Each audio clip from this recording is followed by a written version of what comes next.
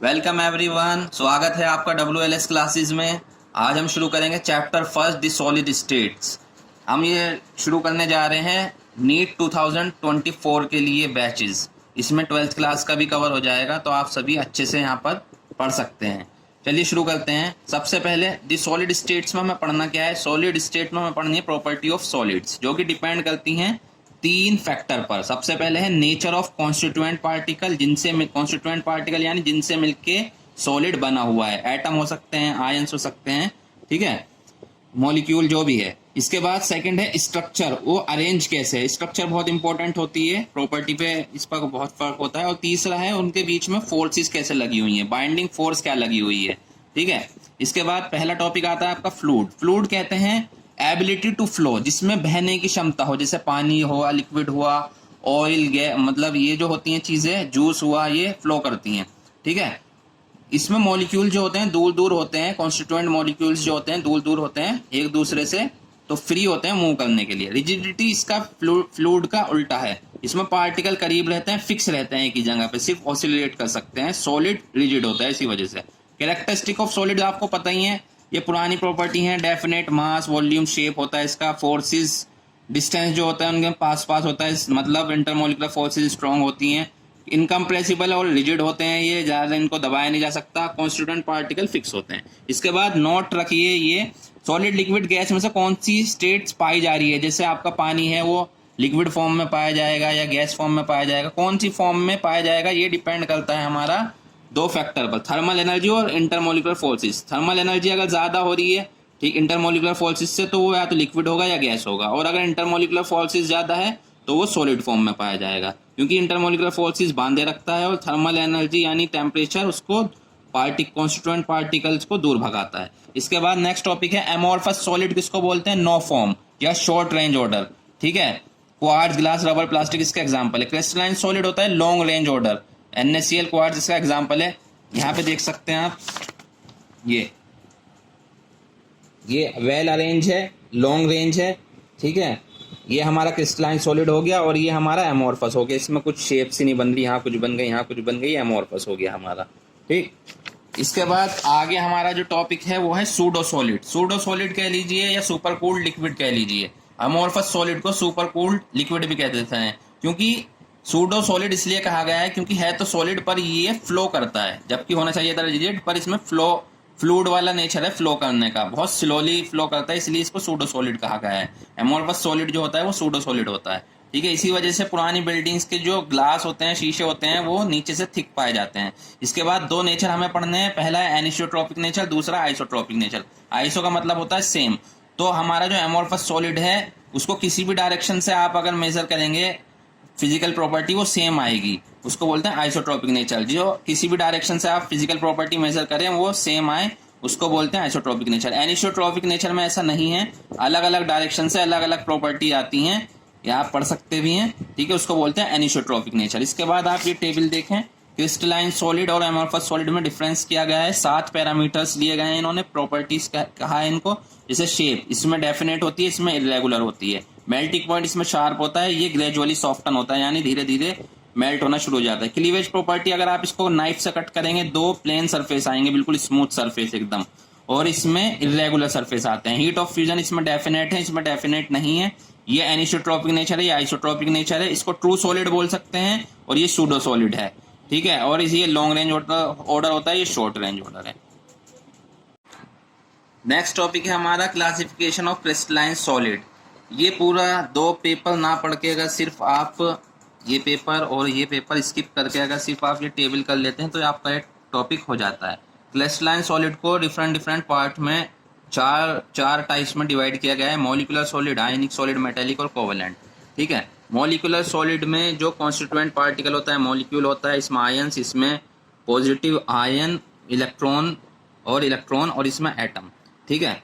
इसमें जो binding force लगती है आपस में, वो लगती है पोलर में लगती है डिस्पर्जन, जिसको लंदन फोर्स भी बोल देते हैं। पोलर में लगती है डाइपोल, और हाइड्रोजन में हाइड्रोजन बॉन्डिंग लगती है। हाइड्रोजन बॉन्डिंग क्या होता है, हाइड्रोजन जुड़ा रहता है फ्लोरीन, नाइट्रोजन या ऑक्सीजन के साथ, ठीक है।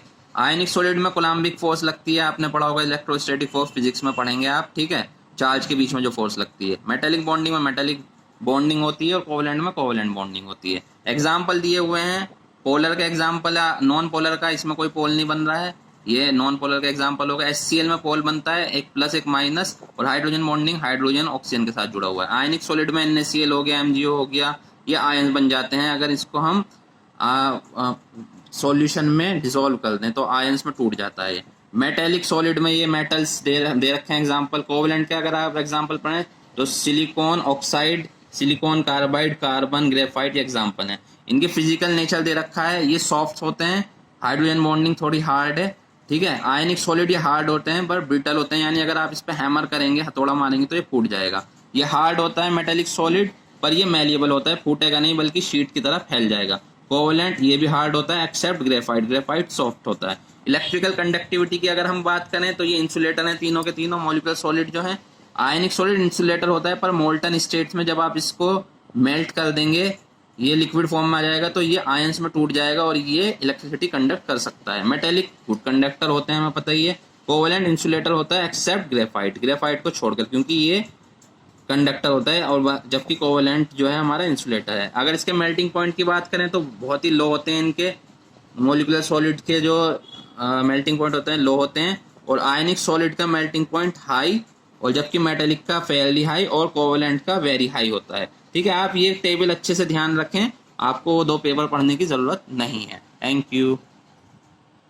नेक्स्ट टॉपिक है हमारा crystal lattice and unit cell. Crystal lattice क्या होता है हमारा, यहाँ से देखें इसके definition. Regular 3 dimensional arrangement of points, जैसे ये दे रखा है अरेंजमेंट ऑफ पॉइंट्स, इसको बोलते हैं क्रिस्टल लैटिस। ठीक है, ये अलग अलग तरीके से 14 पॉसिबल वेरिएशन हो सकते हैं। जो ये हमारे एटम पाए जा रहे हैं अलग अलग पोजीशन पे पाए जाएं, ये 14 पॉसिबल हमारी पॉसिबिलिटी हैं, जिनको ब्रेवियस लैटिस बोला गया है। ठीक है, इसके बाद यूनिट सेल क्या होती है, तो ये जो दिखा रखा है हमारा रेड कलर से यूनिट सेल है। यहाँ पे भी देखें इसको पूरा डिटेल से। यूनिट सेल वो स्मॉलेस्ट पोर्शन है क्रिस्टल लैटिस का जो रिपीट कर दिया जाए चारों तरफ को तो हमारा लैटिस बन जाए। ये डेफिनेशन है यूनिट सेल के, आप देख लीजिए। इसके पैरामीटर कितने होते हैं, यानी यूनिट सेल को डिफाइन करने वाली प्रॉपर्टीज क्या क्या हैं। 3 तो इसकी ये साइड्स हैं ABC, और ये एंगल हैं। B और C के बीच में अल्फा है, C और A के बीच में बीटा है, और A और B के बीच में गामा। ये एंगल बन रहे हैं। 6 पैरामीटर हैं यूनिट सेल को जो हमारे डिफाइन करते हैं। इसके बाद 2 तरीके की हमारी यूनिट सेल हैं, एक प्रिमिटिव है और एक सेंटर्ड यूनिट सेल है। प्रिमिटिव यूनिट सेल वो होती है जिसमें जो पार्टिकल्स प्रेजेंट होते हैं, जैसे ये पार्टिकल्स हैं, ये प्रेजेंट होते हैं सिर्फ ओनली कॉर्नर्स पर, उसको बोलते हैं primitive unit cell. Centred unit cell वो होती है जिसके अंदर पार्टिकल्स प्रेजेंट हों हमारे सेंटर के अलावा, कॉर्नर के अलावा दूसरी पोजीशन पे भी। जैसे कहाँ पर हो सकते हैं प्रेजेंट, बॉडी में हो सकते हैं, या फेस पे हो सकते हैं, या फिर तीसरा हमारा है एंड सेंटर्ड पे हो सकते हैं। ठीक है, ये हमारा इसको बोल देंगे हम सेंटर्ड यूनिट सेल। ठीक है, 2 टाइप की हो गई। बॉडी में बीच में सेंटर में होता है, फेस में जैसे फेस है यहाँ पर हो सकता है, बॉडी में बीच में यहाँ हो सकता है, और एंड सेंटर अगर एक यहाँ है तो दूसरा इसके अपोजिट फेस में होगा। ठीक है, ये देखिए आप, ये हमारी 7 प्रिमिटिव यूनिट सेल दे रखी हैं, इनमें कॉर्नर पे एटम प्रेजेंट होते हैं। ये 7 हमें देखनी है। ये टेबल देखिए आप, ये टेबल आपको लर्न करनी है। ठीक है, ये 7 किस तरीके से, जैसे क्यूबिक की बात करें हम, इसमें तीनों साइड बराबर और तीनों एंगल 90 डिग्री के। ठीक है, इसका एग्जांपल NaCl है। और इसमें जो है, इसके बाद आप देखिए ये ट्राइक्लिनिक, इसमें कोई सी भी साइड इक्वल नहीं और कोई सा भी एंगल 90 नहीं। तो ये दोनों तो क्लियर हो गई आपके। इसके बाद हेक्सागोनल देख लीजिए। हेक्सागोनल में 2 साइड बराबर, तीसरी साइड थोड़ी लंबी होती है, और आपको पता ही है अल्फा बीटा 90 और ये 120 होता है हेक्सागोनल में। ठीक है, और इसका एग्जाम्पल ग्रेफाइट है। ठीक, इसके बाद हम, ये 3 हो गई अब हमारी। अब हमारी ये 4 हैं। इन 4 में हमें देखनी, सबसे पहले रोम्बोहेड्रल देख लीजिए। रोम्बोहेड्रल नाम से ही है रोम्बस। रोम्बस में तीनों साइड बराबर और कोई सा भी एंगल 90 डिग्री का नहीं होता। इसका एग्जाम्पल HGS याद कर लीजिए आप। अब हमारी रह गई 3। इन 3 में से सबसे पहले आप देखिए इसको ऑर्थोरोम्बिक को। ऑर्थोरोम्बिक को हम इसलिए देख रहे हैं क्योंकि ये चारों हमने पढ़ी है ब्रेवियस लैटिस 14 होती हैं, और यहाँ पर 7 दे रखी हैं। तो बाकी 7 कहाँ हैं? बाकी 7 इन्हीं के वेरिएशन हैं। यानी एटम कॉर्नर के अलावा अगर फेस पे प्रेजेंट हो या बॉडी पे प्रेजेंट हो तो ये वेरिएशन दिखाते हैं। देखें यहाँ पर, ये पॉसिबल वेरिएशन जो दिखा रखे हैं, जैसे क्यूबिक है ये 3 वेरिएशन दिखाता है, आपको याद रखना है ये। तो ऑर्थोरोम्बिक सबसे पहले कर लीजिए क्योंकि ये चारों वेरिएशन दिखाता है। प्रिमिटिव तो ये है ही, बॉडी भी दिखाता है, फेस भी और एंड सेंटर्ड भी, ठीक है। ऑर्थोरोम्बिक को यहाँ पे हम पढ़ेंगे, इसकी तीनों साइड जो होती हैं वो इक्वल नहीं होती हैं, तीनों साइड इक्वल नहीं होती है, बल्कि तीनों एंगल 90 डिग्री होते हैं इसमें, और वेरिएशन ये तीनों दिखाता है। इसका एग्जांपल रोम्बिक सल्फर, ये वाली अलग हो गई इसलिए हमने ये अलग है इसलिए हमारे ये याद हो जाएगी। क्यों? क्योंकि इसमें कोई भी साइड इक्वल नहीं है और तीनों एंगल 90 के हैं और चारों वेरिएशन ये दिखाती है, इसलिए इंपॉर्टेंट हो जाती है। अब हमारी सिर्फ 2 रह गई हैं, टेट्रागोनल और मोनोक्लिनिक। टेट्रागोनल और मोनोक्लिनिक इसको हम कैसे याद करेंगे? सबसे पहले हम देख लेते हैं हम देखते हैं, इसको देख लीजिए चलिए, टेट्रागोनल और मोनोक्लिनिक, इनमें कोई ऐसी खास बात याद करने की ऐसे नहीं है, पर फिर भी आप देखिए दोनों 2-2 वेरिएशन दिखाती हैं। इसमें प्रिमिटिव तो ये है, ये भी प्रिमिटिव होती है, प्रिमिटिव तो ये है ही, ये बॉडी सेंटर्ड दिखाती है, बॉडी में एक एटम प्रेजेंट हो सकता है, ठीक है, और ये एंड सेंटर्ड दिखाती है, यानी एक अगर यहाँ है तो एक नीचे होगा, ये एंड सेंटर्ड दिखाती है मोनोक्लिनिक। टेट्रागोनल जो है हमारी प्रिमिटिव और बॉडी सेंटर दिखाती है, इसमें एंगल तीनों 90 डिग्री, 2 साइड बराबर और तीसरी साइड बराबर नहीं है। इसका एग्जांपल TiO2, ठीक है। मोनोक्लिनिक की बात करें तो एंगल जो है हमारे वो 90 डिग्री के हैं, 2 एक एंगल, तीसरा वाला 120 का नहीं होगा, ठीक है। इसका एग्जांपल जो है वो है हमारा मोनोक्लिनिक सल्फर, ठीक है। ये अब हमारा कंप्लीट हो गया। अब हम नेक्स्ट चलते हैं, number of atom in unit cell. Number of atom unit cell में कितने होते हैं? जैसे प्रिमिटिव की बात करें हम, प्रिमिटिव में कॉर्नर पे सिर्फ एटम होते हैं, हमें पता है, ठीक है। और क्यूब के अंदर यूनिट सेल जो है क्यूबिक, उसके अंदर कितने कॉर्नर होते हैं? 8, ठीक है। पर एक कॉर्नर पर, क्योंकि ये यूनिट सेल यहाँ देखें, ये जैसे कॉर्नर है, ठीक, सेंटर नजर आ रहा है वैसे तो हमें, पर ये यूनिट सेल 8 यूनिट सेल बनी हुई है इसमें, 1 2 3 4 और ऐसे ही 4 नीचे। तो एक कॉर्नर पे जो एटम आ रहा है वो 8 यूनिट सेल में डिवाइडेड हो रहा है, तो एक के हिस्से में 1/8 भाग आ रहा है, 1/8 पार्ट, ठीक है।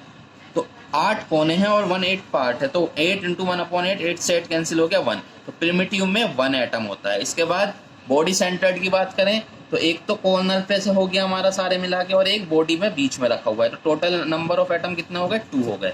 इसके बाद फेस सेंटर्ड की बात करें तो एक तो कॉर्नर पे से आ गया, ठीक, बाकी 6 फेस होते हैं, हर फेस पे 1/2 यानी आधा एटम लगा हुआ है, तो टोटल कितने हो गए? 3 और 1 4 एटम हो गए हमारे। इसके बाद नेक्स्ट हमें पढ़ना है, नेक्स्ट टॉपिक है हमारा closed pack structure. Closed pack structure में हमें क्या पढ़ना है? सबसे पहले 1 डायमेंशनल में कैसे अरेंज होते हैं एटम। तो 1 डायमेंशन में तो एक ही डायरेक्शन में चलेंगे, एक के बराबर में एक, ठीक है। तो अगर हम कोई भी एटम ले लें और उसके बराबर में हम इसका कोऑर्डिनेशन नंबर देखते हैं, कोऑर्डिनेशन नंबर यानी इसके बराबर में कितने एटम अटैच है, तो 2 आएंगे इसमें, ठीक है। इसके बाद 2D में अगर हम देखें 2 डायमेंशनल में, तो एक लेयर ऐसे है, दूसरी लेयर भी सेम हमने नीचे को लगाते चले गए, इसको बोलते हैं AAA टाइप, ठीक है। और इसका दूसरा तरीका ये हो सकता था कि हम बिल्कुल इसके अलाइन ना करें और जहाँ ये थोड़ा सा गैप आया वहाँ पे दूसरी लेयर शुरू करें, इसको बोलते हैं AB टाइप। ये जो गैप आ रहा है इसको बोलते हैं वॉइड्स, ये हमारे वॉइड्स बन रहे हैं। इसमें AA टाइप में कोऑर्डिनेशन नंबर हम इसमें देखें तो 1 2 3 4 एटम अटैच हो रहे हैं, तो कोऑर्डिनेशन नंबर इसका 4 है, और क्योंकि ये स्क्वायर बन गया तो इसको स्क्वायर क्लोज पैक बोल देते हैं। और इसमें कोऑर्डिनेशन नंबर हमारा आ रहा है, अगर हम देखें AB टाइप में 1 2 3 4 5 6, ठीक है। ये हेक्सागोनल क्लोज पैक, क्योंकि हेक्सागन बन रहा है इसमें, इसे हेक्सागोनल क्लोज पैक भी बोल देते हैं, ठीक है। इसके बाद ये जो है इनको बोलते हैं वॉइड्स, जो खाली जगह है, ठीक। इसके बाद क्लोज पैक इन 3 डायमेंशनल अगर हम पढ़ें, 3 डायमेंशनल में हम क्या करें, 2D के ऊपर हमने तीसरी लेयर भी रखनी शुरू कर दी, तो AA टाइप में आप इसके ऊपर रखते चले गए, तो ये AA टाइप सिंपल बनती है, इसको क्या बोलते हैं, 3 क्लोज पैक इन 3 डायमेंशन अगर हम देखें तो अभी हमने पढ़ा है यहाँ पे square close pack, hexagonal close pack. तो स्क्वायर क्लोज पैक से अगर 3 डायमेंशन बना रहे हैं, 2 डायमेंशन तो दे रखी है, इसके ऊपर रखते चले गए हम इसी तरीके से, तो इस तरीके से स्ट्रक्चर बन के आ जाएगी, इसको बोलते हैं AA टाइप। अगर हम 2 डायमेंशनल हेक्सागोनल से अगर बात करें तो जब हम इसके ऊपर दूसरी लेयर रखेंगे, तो दूसरी लेयर जब हम रखेंगे तो वॉइड्स जो थे उसके ऊपर लेयर रखिए, लेयर जो हमने रखी तो हमारा जो वॉइड्स बन के आया वो इस तरीके से वॉइड्स बन जाएगा, इसको बोलते हैं टेट्राहेड्रल वॉइड्स, ठीक है। और दूसरा ये 3 नीचे वॉइड था और इसके ऊपर जो एटम रखे हैं इस तरीके से रखे गए हैं, 3 ये नीचे थे, 3 ऊपर रख दिए, तो ये वॉइड अब भी बना रहा। 6 एटम के बीच में वॉइड जो बन रहा है उसको बोलते हैं ऑक्टाहेड्रल वॉइड। आपको इसमें याद रखना है कि नंबर ऑफ वॉइड्स जो होते हैं वो octahedral voids number of atom के बराबर होते हैं और tetrahedral voids number of atom से डबल होते हैं। इसके बाद तीसरी लेयर, यहाँ पे तो हमने पहली लेयर जो थी नीचे उसके ऊपर दूसरी लेयर रखी थी, ये जो लाइट डॉटेड सर्कल हैं नीचे जो है वो हमारे जो डार्क सर्कल हैं वो 2D लेयर थी, इसके ऊपर तीसरी लेयर रखी थी, हम दूसरी लेयर रखी थी हमने ऊपर, यहाँ पे हम तीसरी लेयर रख रहे हैं। तीसरी लेयर रखने के हमारे 2 तरीके हो सकते हैं, एक तो ए बी फिर दोबारा से ए रख दी, ए बी टाइप, इसको हेक्सागोनल बोलते हैं 3D, ठीक। या ऐसा हो सकता है पहली थी दूसरी तीसरी रखी, तीसरी अलग रखी, फिर चौथी सेम रख दी उसके ऊपर, इसको बोलते हैं क्यूबिक। ये दिखा रखा है इन्होंने, ये क्यूबिक होती है हमारी। इसमें हमें याद रखना है कि क्यूबिक क्लोज पैक जो है उसमें इफिशिएंसी 74% होती है, यानी इतना इसमें एटम पाए जाते हैं, ठीक। बाकी फ्री स्पेस रहता है और इसका कोऑर्डिनेशन नंबर 12 होता है, ये याद रखना है हमें। इसके बाद नेक्स्ट टॉपिक जो है हमारा formula of compound and number of voids. तो ये क्या है, इसमें हमें फॉर्मूला बनाना सीखना है, वॉइड मतलब जो क्लोज पैक है वो किस तरीके से बनाते हैं। तो ये हमारा क्लियर होगा इस दो क्वेश्चन से। इससे पहले इन्होंने यहाँ पे बताया कि आयनिक सॉलिड के अंदर क्लोज पैक जो बनाता है वो बनाता है एनायन, ठीक है, और उसके ऊपर जो पोजीशन लेता है वो लेता है हमारा कैटायन, ठीक है, जो वॉइड्स को फिल करता है वो करता है कैटायन। तो जब हम, और एक बात और है, सारे के सारे वॉइड्स फुलफिल नहीं होते, टेट्राहेड्रल हो भी सकते हैं पर ज़्यादातर नहीं होते, कुछ फ्रैक्शन उनके फिल होते हैं, वो हमें पता लगता है इस फॉर्मूले से। जैसे इन्होंने कहा है एक कंपाउंड के अंदर 2 एलिमेंट है एक्स और वाई, ठीक है, एलिमेंट वाई CCP बना रहा है, तो वाई जब CCP बना रहा है तो हम जब रेशो निकालेंगे वाई को 1 रख लिया, ठीक है, ये वाई जो है 1 है, एक्स और वाई का रेशो निकालना है हमें और फिर फॉर्मूला बना देना है। तो वाई तो 1 है और अब एक्स की निकालना है हमें नंबर, जो भी आएगा फिर फॉर्मूला बन जाएगा। तो इन्होंने कहा है x occupy all octahedral voids, x जो है सारे के सारे वॉइड्स ऑक्यूपाई कर रहा है ऑक्टाहेड्रल वॉइड्स। तो हमें तो पता है कि ऑक्टाहेड्रल वॉइड जो होते हैं नंबर ऑफ एटम के बराबर होते हैं, यानी नंबर ऑफ एटम के यानी वाई के बराबर हैं। तो ये 1 है तो ये भी 1 होगा, फॉर्मूला आ गया एक्स वाई। दूसरा वाला देखिए, इससे ज़्यादा क्लियर होगा आपके, B atom of element B form SCP lattice, तो बी को हम क्या मान लेंगे 1। जब हम निकालेंगे ए हमें पता लगाना है, बी हमारा 1 हो गया, अब ए पता लगाना है हमें। तो इन्होंने कहा है कि ए ऑक्यूपाइड 2/3 टेट्राहेड्रल वॉइड, तो टेट्राहेड्रल वॉइड्स का है तो इसका मतलब डबल तो वैसे ही होगा एटम, और उसने कहा है 2/3 ऑक्यूपाई कर रहा है, 2/3 हमने ले लिया है, तो 2 2 जा 4 और 4/3, तो रेशो आ गया 4/3, यानी 4/3 यहाँ आया था, यहाँ बनता है 3 इधर चला गया, 4:3। तो हमारा ए 4 है और बी 3 है, ये हमारा निकल के आ गया, ठीक है। इसके बाद इन्होंने लोकेटिंग टेट्राहेड्रल वॉइड और ऑक्टाहेड्रल वॉइड्स लोकेट करके बताया। वैसे तो हमें पता है tetrahedral void number of atom के डबल आते हैं और ऑक्टाहेड्रल वॉइड्स हमारे नंबर ऑफ एटम के बराबर आते हैं, यही बात हमें मेन याद रखनी है। फिर भी हम लोकेट कैसे करेंगे देख लीजिए, इन्होंने CCP और FCC लैटिस ली है, तो यहाँ पे अगर आप इस यूनिट सेल के 8 पार्ट कर दें, 1 2 3 4 और ऐसे नीचे 4, तो इस तरीके से एक पार्ट इस तरीके से आएगा, उसमें कॉर्नर पे अल्टरनेट कॉर्नर पे एटम है, तो नंबर ऑफ एटम कितना होगा इसमें हमारे 4 एटम है हमारे, और ऐसे ऐसे, और ये हमारा क्या बन गया, एक टेट्राहेड्रल बन गया, टेट्राहेड्रल वॉइड बन रहा है, टेट्राहेड्रल की शेप आ रही है ना ये, तो टेट्राहेड्रल वॉइड बन रहा है। तो इसमें एक यूनिट सेल के अंदर ऐसे ऐसे 8 बन के आएंगे, तो नंबर ऑफ ऑक्टाहेड्रल वॉइड्स कितना है हमारे, नंबर ऑफ टेट्राहेड्रल वॉइड्स कितना है हमारे 8, ठीक है। और वैसे भी हमें पता था, जैसे FCC में नंबर ऑफ एटम कितने होते हैं, नंबर ऑफ एटम FCC में टोटल 4 होते हैं, तो 4 के दुगने ही हमारे वॉइड्स आए हैं, 8 निकल के आए हैं ना, 8 एक ये रहा, इस तरीके से 4 ऊपर होंगे 4 नीचे होंगे, तो टोटल 8 होंगे। ऑक्टाहेड्रल की बात करें तो ऑक्टाहेड्रल में फिर दोबारा इन्होंने FCC ली है, FCC में नंबर ऑफ एटम कितने होते हैं 4, तो नंबर ऑफ ऑक्टाहेड्रल वॉइड्स कितना आने चाहिए 4 आने चाहिए। आएंगे कैसे देखिए, एक तो सेंटर में प्रेजेंट होता है इसमें, ठीक है, एक तो सेंटर में हो गया, दूसरा जो है हमारा यूनिट सेल की एज पे रहता है, एज पे हमारा वॉइड्स बनता है, ठीक है। ऑक्टाहेड्रल बन रहा है ये, ऑक्टाहेड्रल वॉइड्स बन, ऑक्टाहेड्रल शेप आ रही है, ऑक्टाहेड्रल वॉइड्स बन रहा है ये, ठीक है। ये एज जो है 4 यूनिट सेल में डिवाइडेड रहती है, यानी इसके बराबर में भी एक यूनिट सेल बनेगी, ठीक है, एक इसके आगे बनेगी, एक इसके आगे बनेगी, ये वाली लाइन जो है ये 4 यूनिट सेल में डिवाइडेड रहेगी, तो ये ऑक्टाहेड्रल वॉइड भी 4 यूनिट सेल में डिवाइडेड है। और ऐसी ऐसी कितनी एज होती हैं, क्यूब के अंदर कितनी एज होती हैं ऐसी ऐसी 1 2 3 4 और 4 पीछे और 4 इधर 12 एज होती हैं।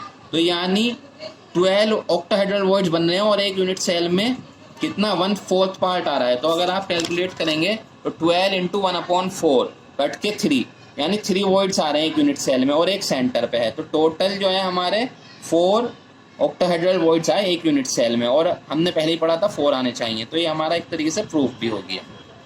बाकी हम करेंगे नेक्स्ट टॉपिक है हमारा पैकिंग इफिशिएंसी। पैकिंग इफिशिएंसी मतलब हमारा कितना % हमारी जो यूनिट सेल है वो इफिशिएंट है, यानी उसमें कितना एटम है।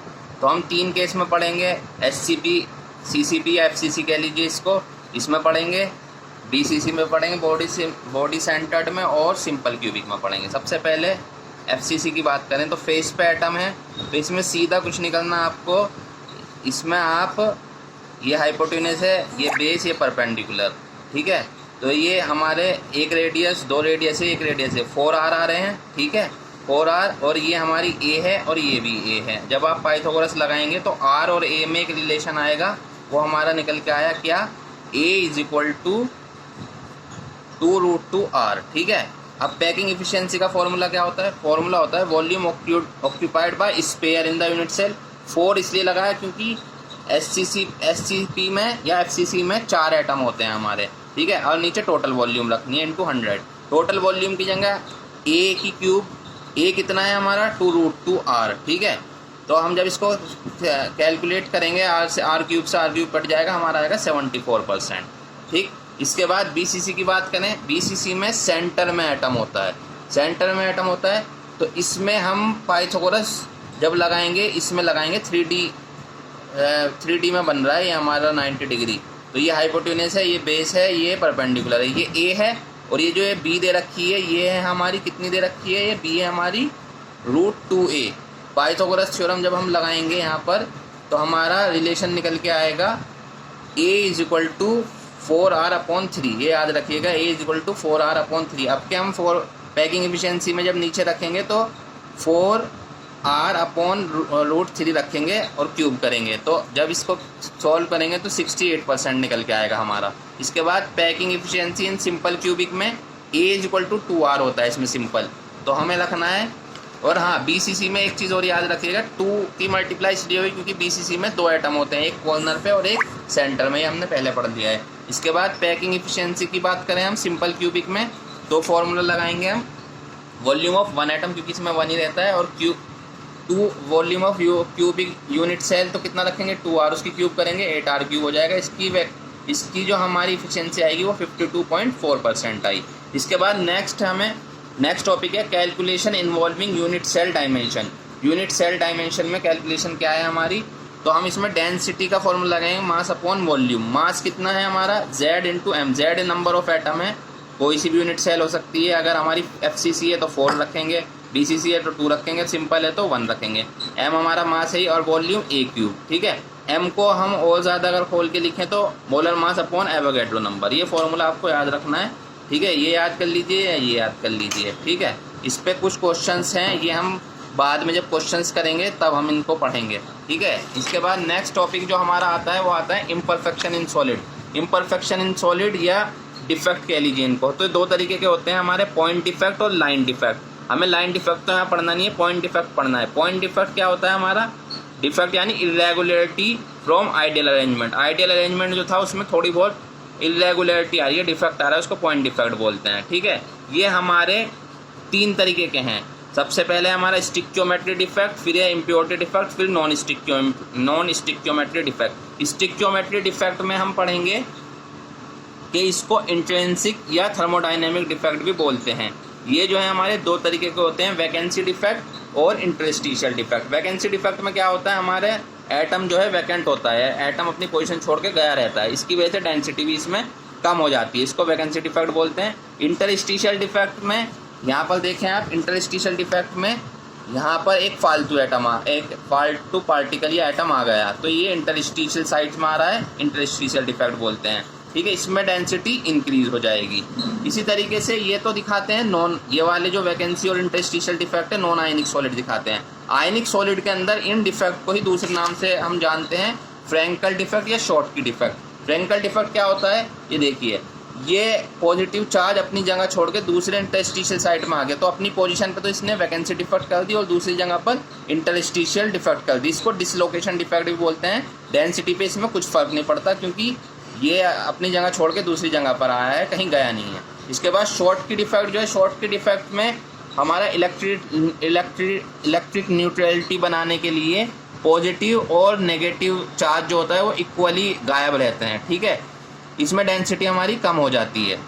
इसके एग्जाम्पल आप याद रखिएगा, AgBr जो है ये हमारा इम्पोर्टेंट एग्जाम्पल है क्योंकि AgBr फ्रेंकल और शॉर्ट की दोनों डिफेक्ट दिखाता है। इसके बाद नेक्स्ट जो हमारा है वो है इम्प्योरिटी डिफेक्ट। इम्प्योरिटी डिफेक्ट जैसे ये NaCl का क्रिस्टल था, इसमें Sr2+ आ गया। अब इसने क्या किया, 2 Na को डिस्प्लेस किया और एक की पोजीशन फिल की, तो इसको बोलते हैं इम्प्योरिटी डिफेक्ट।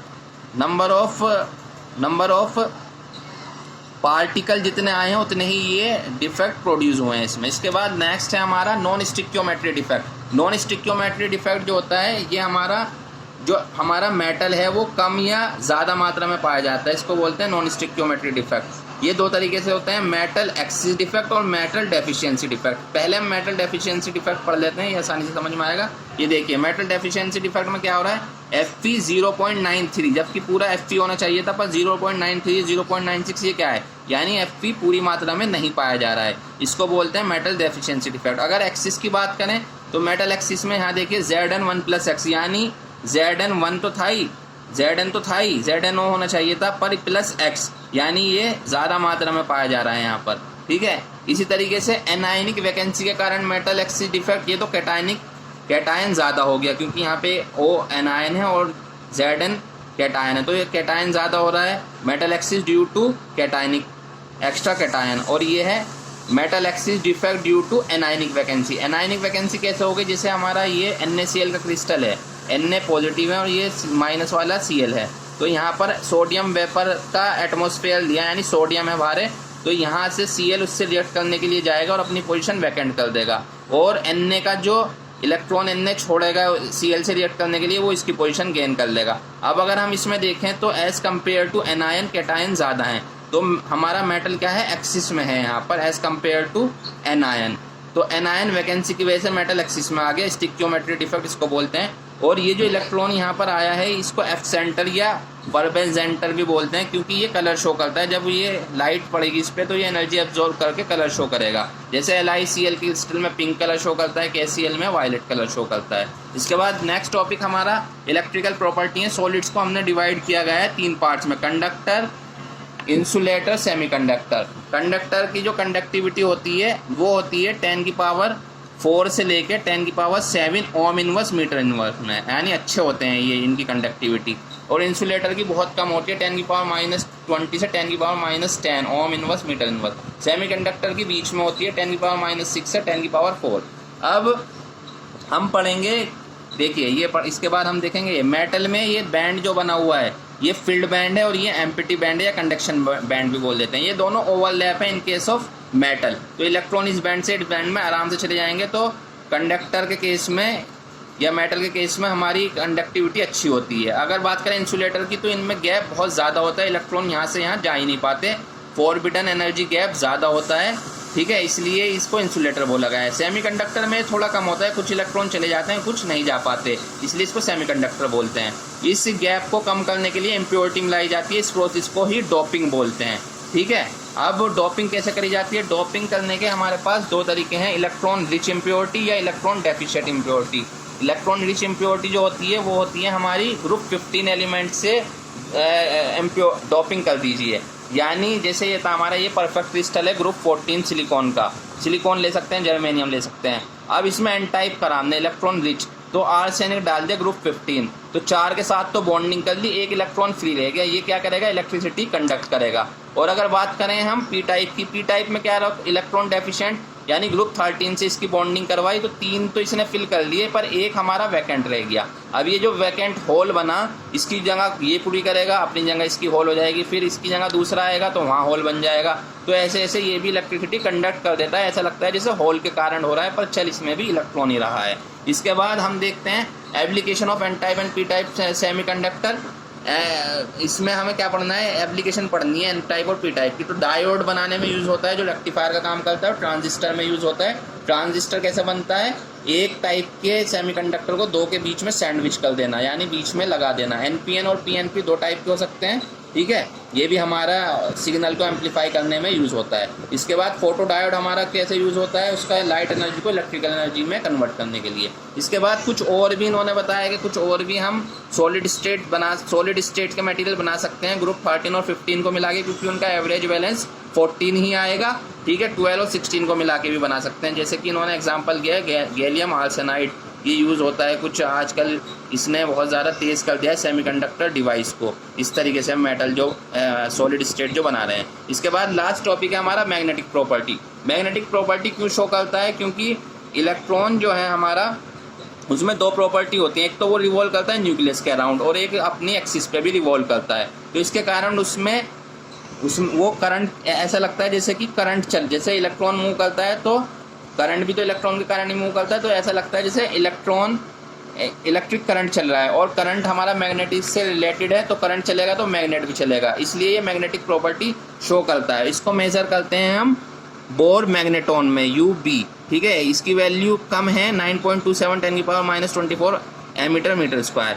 इसके बाद जो हमें पढ़ना है कि मैग्नेटिक प्रॉपर्टी, मैग्नेटिक सब्सटेंस जो है वो 5 तरीके के हैं, पैरामैग्नेटिक, डायमैग्नेटिक, फेरोमैग्नेटिक, एंटीफेरो और फेरी। पैरामैग्नेटिक के अंदर, पैरामैग्नेटिक वो होता है जिसमें अनपेयर्ड इलेक्ट्रॉन होते हैं, ठीक है। ये वीकली अट्रैक्ट होता है मैग्नेटिक फील्ड में, ठीक है। इसके कुछ एग्जांपल दे रखे हैं। और ये परमानेंट मैग्नेट नहीं होता, अगर मैग्नेटिक फील्ड हटा दिया जाता है तो इसका मैग्नेटिक कैरेक्टर भी उस टाइम पर ख़त्म हो जाता है। अगर हम डाईमैग्नेटिक की बात करें, डाईमैग्नेटिक वीकली रिपल होता है, इसमें इलेक्ट्रॉन जो रहते हैं वो फील्ड रहते हैं, यानी अनपेयर्ड नहीं रहते, पेयर्ड रहते हैं। ये वीकली रिपल्ड होता है। इसके एग्जांपल ये दे रखे हैं। फेरोमैग्नेटिक, ये कुछ ऐसे सब्सटेंस है जो बहुत ज़्यादा हाईली अट्रैक्ट होते हैं मैग्नेटिक फील्ड में, जैसे इसका एग्जांपल आयरन, कोबाल्ट, निकल दे रखे हैं, ठीक है। ये इसके बाद हमें टॉपिक का पढ़ना है इसमें डोमेन। डोमेन क्या होता है, सॉलिड स्टेट के अंदर मेटल आयन जो होते हैं वो ग्रुप कर लेते हैं इनटू स्मॉल रीजन में, एक स्मॉल रीजन में ग्रुप कर लेते हैं मेटल आयन, उसको बोलते हैं डोमेन। जैसे कि यहाँ दिखा रखा है, ये डोमेन्स दिखा रखे हैं। तो फेरोमैग्नेटिज्म में ये जब मैग्नेटिक फील्ड में जाते हैं, एक ही डायरेक्शन में अलाइन हो जाते हैं और स्ट्रॉन्ग मैग्नेटिक फील्ड बनता है। इवन जब मैग्नेटिक फील्ड हटा लिया जाता है तब भी ये मैग्नेटाइज रहते हैं, इसलिए इनको परमानेंट मैग्नेट भी बोला जाता है। एंटी फेरोमैग्नेटिक की बात करें तो पैरेलल और एंटी पैरेलल अपोजिट डायरेक्ट, एक पैरेलल और एंटी पैरेलल डोमेन है तो एक दूसरे का मैग्नेटिक मूवमेंट कैंसिल कर देते हैं, इसलिए ये जीरो मैग्नेटिक प्रॉपर्टी दिखाता है एंटी फेरोमैग्नेटिक। इसका एग्जांपल है MnO, यानी ये कोई मैग्नेटिक प्रॉपर्टी नहीं शो करता। फेरी मैग्नेटिज्म की बात करें अगर हम, फेरी मैग्नेटिज्म में कुछ ज़्यादातर एक डायरेक्शन में और कुछ दूसरी डायरेक्शन में है, तो इसमें मैग्नेटिज्म कम होता है, वीकली अट्रैक्ट होते हैं मैग्नेटिक फील्ड में एज कम्पेयर टू फेरोमैग्नेटिज्म कम होते हैं। पर अगर इसको हम हीट कर दें तो ये फेरी मैग्नेटिज्म से पैरामैग्नेटिज्म में कन्वर्ट हो जाते हैं। इसके एग्जांपल आप देख सकते हैं Fe3O4 और फेराइट MgFe2O4 या ZnFe2O4। थैंक यू, हमारा चैप्टर कंप्लीट हो चुका है। Thank you very much.